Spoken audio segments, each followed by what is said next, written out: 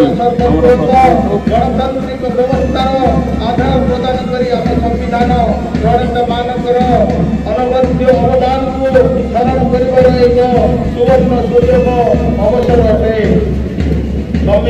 संविधान रक्षी कमिटी अध्यक्ष डॉक्टर भीमराव आंबेडकर, अल्लादी कृष्णस्वामी आयार, एन गोपाल स्वामी, के एम मुनीर, मोहम्मद सल्ला डीपी शैतान प्रमुख को गभीर श्रद्धांजलि अर्पण करुछि। समग्र विश्व रे आम गणतांत्रिक मूल्यबोध निरा छापा रही। सामाजिक न्याय, समता, समन्वय, समाज गठन, समानता आज श्रद्धांजलि अर्पण करुछि।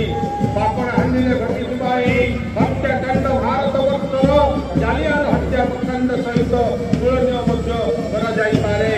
मालकानगिरी समस्त जनसाधारण को कहवाक चाहे, पवित्र साबरी सेलू नदीर माटीर महक होची मालकानगिरी। पौराणिक किंवदंती